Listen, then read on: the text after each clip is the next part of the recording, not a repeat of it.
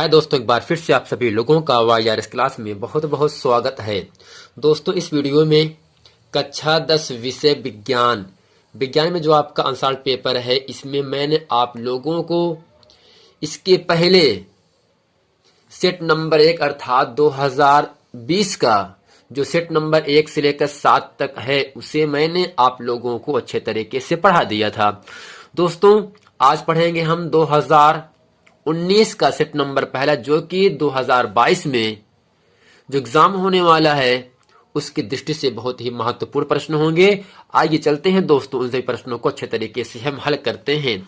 जैसा कि दोस्तों प्रश्न नंबर 1 आपके सामने यहां से कह रहा है, दोस्तों ये जो है आपका है ना विज्ञान केवल प्रश्न पत्र है। ये सेट नंबर 1 आपका है 2019, कोड आपका है 824 BJ। जबकि दोस्तों इसके पहले के वीडियो में मैंने आप लोगों को सेट नंबर 20 का जितने भी सेट है 1 से लेकर 7 तक अच्छे तरीके से पढ़ा दिया था। आज हम पढ़ेंगे सेट नंबर पहला 2019 का पहला सेट है, कोड आपका 824 BJ है। अब दोस्तों इसमें कुछ संकेत दिया जा रहा है। इस प्रश्न पत्र 3 खंडों का खा और गा में विभाजित किया गया है। प्रत्येक खंड का पहला प्रश्न बहुविकल्पी है, जिसमें 4 विकल्प दिए जाएंगे आपको, और सही विकल्प पर सही का आपको निशान लगाना है। जैसा कि आपके सामने प्रश्न नंबर 1 का जो का पार्ट है, का खा गा घा, इसे जो 4 पार्ट है इसमें आपको सही का निशान लगाना है। जबकि जो आपका दूसरा पार्ट होगा यहाँ से, उसमें यह कह रहा है प्रत्येक खंड के सभी प्रश्न एक साथ करना आवश्यक है। प्रत्येक खंड नए पृष्ठ से प्रारंभ किया जाए। यानी जो प्रत्येक खंड है, पहला खंड आपका का आपका भौतिक विज्ञान है, दूसरा जो खंड आपका है वो आपका रासायनिक विज्ञान है, जो तीसरा खंड आपका गा खंड है वो आपका जीव विज्ञान है। यानी प्रत्येक खंड को हमें नए पेज से हल करना है। और दोस्तों सभी प्रश्न आपको करना भी जरूरी है। प्रश्नों के निर्धारित अंक उसके सम्मुख दिए गए हैं। जैसा कि प्रश्न नंबर 1 में जो का पार्ट है, इसका प्रश्न नंबर 1 जो नंबर मिलेगा आपको 1 नंबर के लिए, आपसे एग्जाम में पूछ रहा है और पूछेगा भी। तो दोस्तों आगे चलते हैं। प्रश्न नंबर 1 का प्रश्न नंबर का इसे अच्छे तरीके से हम हल करते हैं। का आपसे कह रहा है 200 वोल्ट 100 वाट। दोस्तों वी का मतलब वोल्ट होता है, डब्ल्यू का मतलब वाट होता है। 200 वोल्ट 100 वाट बल्ब को यदि 100 वोल्ट द्वारा प्रयोग किया जाए तो बल्ब की शक्ति कितनी होगी? ऑप्शन पहला है 50 वाट, दूसरा है 25, तीसरा है 100, चौथा है 40 वाट। चलते हैं दोस्तों, इस प्रश्न को अच्छे तरीके से हम हल करते हैं। और इसी तरह प्रश्न नंबर आपका खा है, प्रश्न नंबर गा है, प्रश्न नंबर घा आपके सामने है। इन सभी प्रश्नों को अच्छे तरीके से हम हल करेंगे। तो दोस्तों इस पूरे प्रश्न में जो आपका विभवांतर है वो 2 दिया है। पहला दिया है आपका 200, दूसरा दिया है 100। यानी पहले विभवांतर को दोस्तों V1 से लिखेंगे। क्या लिखेंगे दोस्तों? V1 से। तो यहां से लिखेंगे हल। V1 का मान दोस्तों दिया है। V1 क्या है? पहला आपका विभवांतर है, जो कि मान दिया है दोस्तों 200 वोल्ट दिया है। जैसा कि दोस्तों जो 100 दिया है आपको, ये उसकी शक्ति, जो बल्ब है बल्ब की शक्ति दिया है। शक्ति को दोस्तों यदि हम P1 से लिखेंगे तो P1 का मान दोस्तों यहां से हो जाएगा आपका 100 वाट। 100 वाट दोस्तों जो शक्ति है, शक्ति का मात्रक वाट होता है। चूंकि दोस्तों V और R में एक संबंध होता है जिसे हम कहते हैं P क्या है दोस्तों? शक्ति है। P बराबर V² बट्टे R, जहां R दोस्तों क्या होगा? इस बल्ब का प्रतिरोध कहलाता है। यानी दोस्तों V1 आपका पहला विभवांतर हो जाएगा। P1 आपका P1 क्या होगा दोस्तों? शक्ति है, जबकि शक्ति का मान कितना दिया है? 100 वाट दिया है। V1 और P1 के संबंध में दोस्तों एक सूत्र होता है, P बराबर V1 का स्क्वायर बट्टे R। चूंकि दोस्तों यहां से जो आपका शक्ति है वो 2 तरीके से निकालना है। यदि हम यहां से R का मान निकालेंगे तो R बराबर दोस्तों ये हो जाएगा V1 स्क्वायर बट्टे P1। अब दोस्तों करते क्या है यहां से, तो R बराबर V1 का मान कितना दिया है दोस्तों? 200 दिया है, तो 200 का स्क्वायर बढ़े, जबकि P1 का मान 100 दिया है। दोस्तों यहां से होगा क्या? तो R बराबर आपको होगा 200 गुणे 200 बटे 100। तो 100 दूनी 200, तो यहां से 2 बचा है। जब 200 में हम 2 से गुणा करते हैं दोस्तों तो आपको मिल जाता है 400।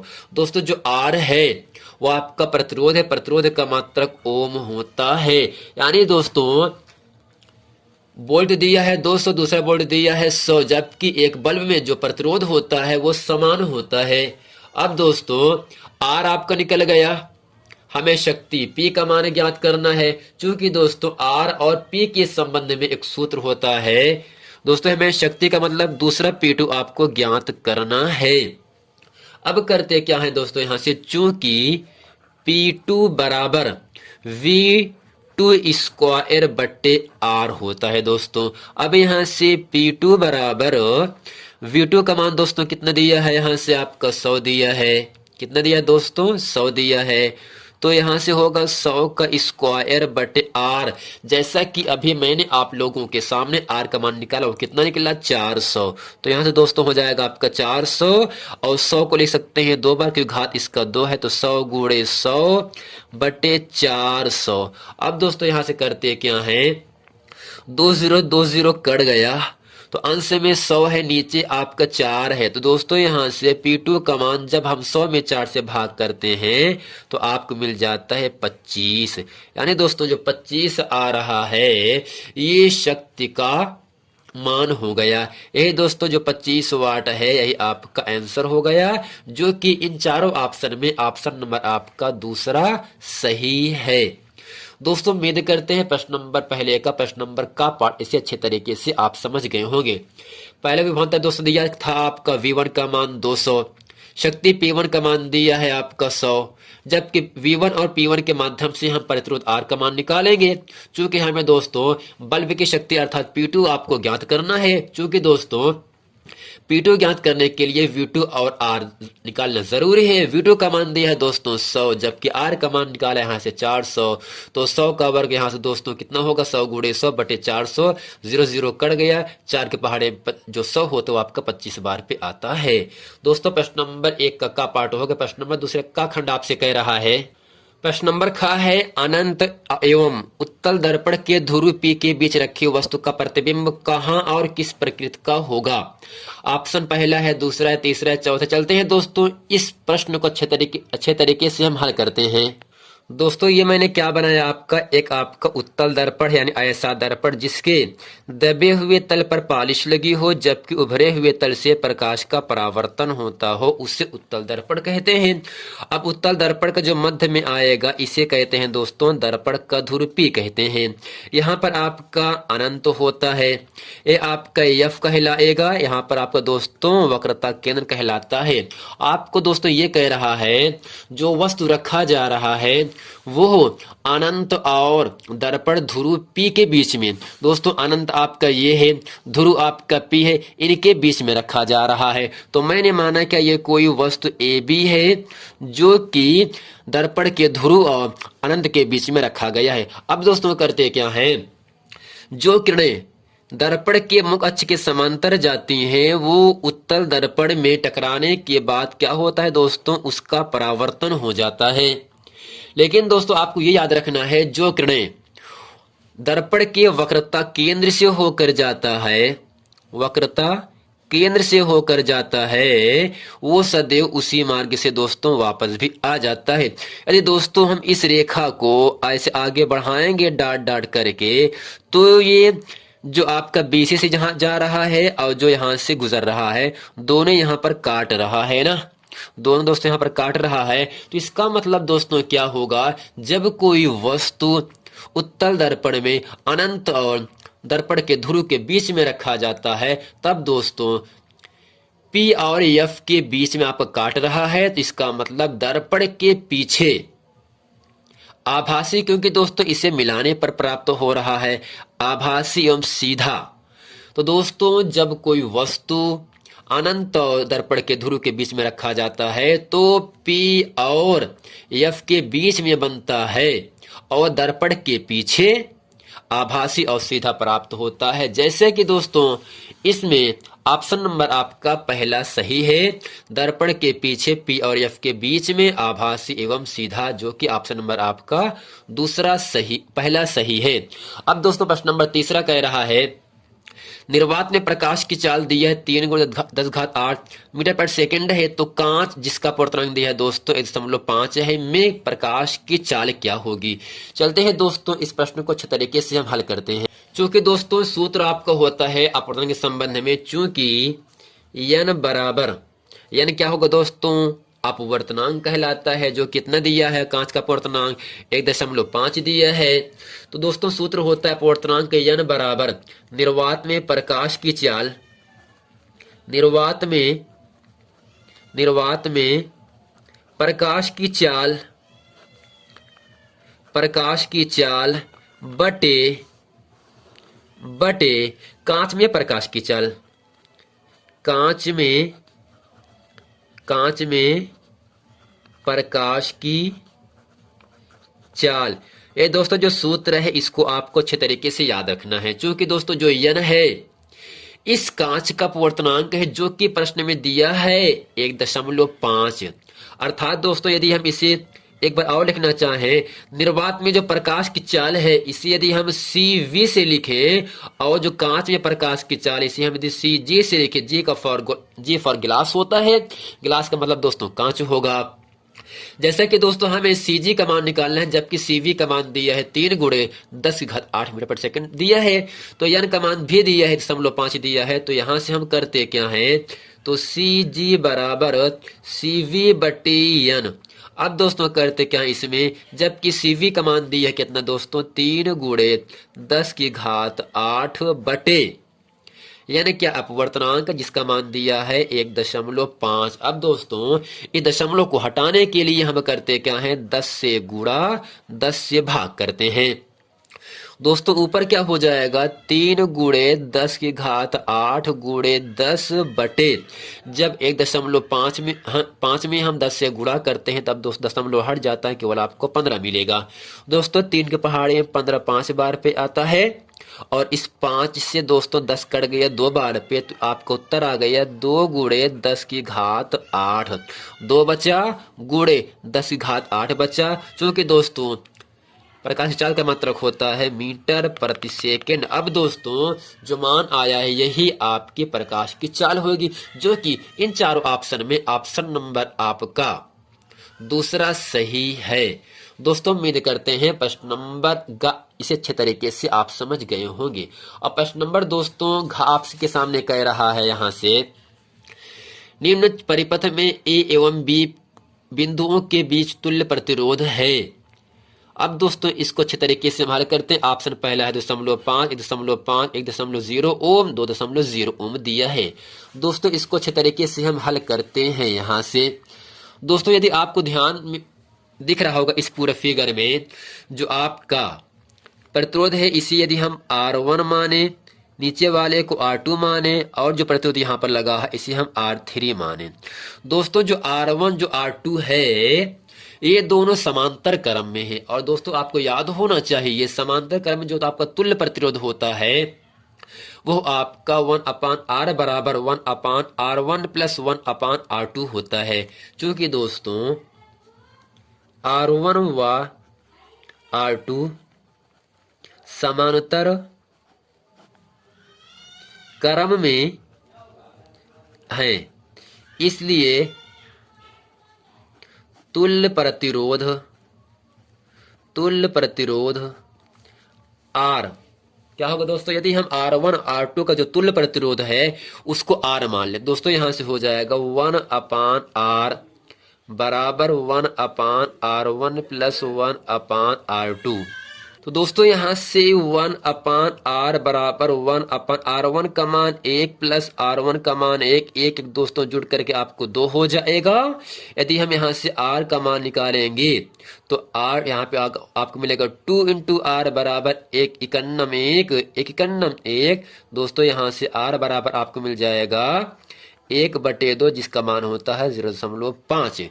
चूंकि दोस्तों R1 R2 जो है ये समांतर क्रम में हो गया, समांतर क्रम में इसका जो तुल्य प्रतिरोध मैंने R माना वो आपके सामने निकल गया 5 ओम निकला। जब दोस्तों R1 R2 जोड़ करके एक मान कितना मिल गया, इसे मैं तुल्य R माना था। अब R और R3 श्रेणी क्रम में है तो आगे लिखेंगे चूंकि R व R3 श्रेणी क्रम में है। यदि दोस्तों R और R3 श्रेणी क्रम में है तो इसको हम तुल्य प्रतिरोध R डैश मानेंगे। तो R डैश का मान होगा R प्लस R3। R ये वाला, जो R3 आपका ये वाला है।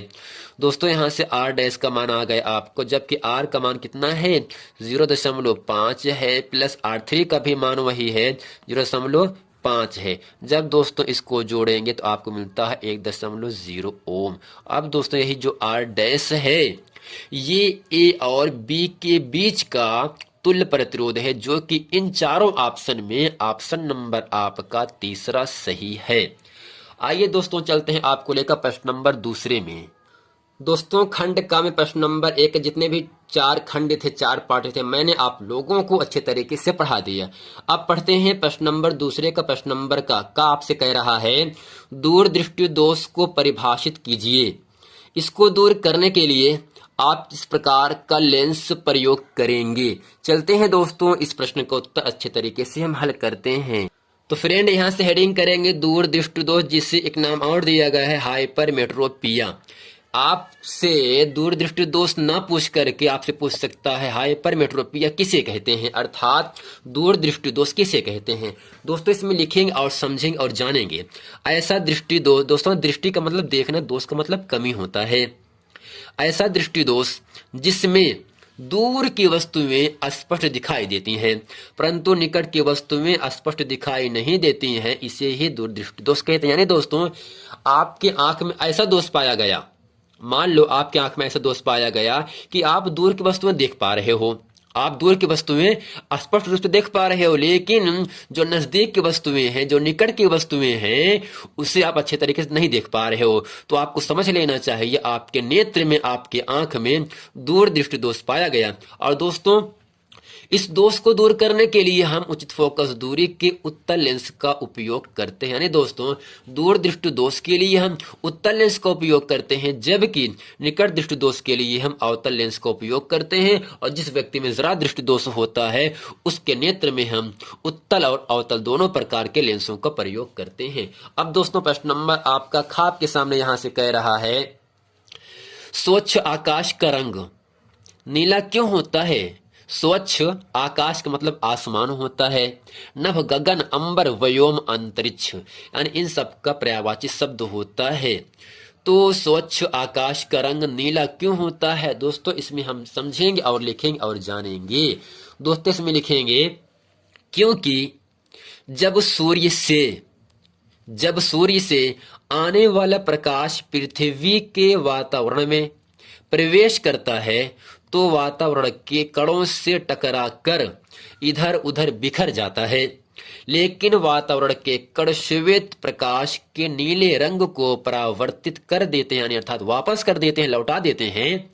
इसलिए स्वच्छ आकाश का रंग नीला होता है। यानी दोस्तों जब सूर्य से आता है प्रकाश तो पृथ्वी के वातावरण में प्रवेश करता है। जाहिर सी बात है जब सूर्य निकलता है उसकी जो किरणें होती हैं वो पृथ्वी पर प्रवेश कर पाती हैं, प्रवेश करती हैं, तो वातावरण के कणों से टकराकर इधर उधर बिखर जाती हैं, लेकिन वातावरण के जो कण होते हैं वो श्वेत यानी सफेद प्रकाश के नीले रंग को परावर्तित कर देते हैं, बदल देते हैं।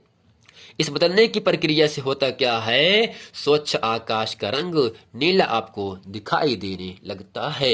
अब दोस्तों प्रश्न नंबर दूसरे का प्रश्न नंबर ग खंड आपसे कह रहा है 1.5 वोल्ट के एक सेल का आंतरिक प्रतिरोध दिया है 0.5 ओम दिया है, इस सेल द्वारा प्राप्त अधिकतम धारा का मान क्या होगा। चलते हैं दोस्तों इस प्रश्न को अच्छे तरीके से हम हल करते हैं। इसमें दोस्तों आपको दिया है, दोस्तों इसमें आपसे कह रहा है 1.5 वोल्ट। दोस्तों जो वोल्ट है वो आपका विभवांतर का मात्रक होता है। आपको दिया है दोस्तों यहां से लिखेंगे दिया है विभवांतर,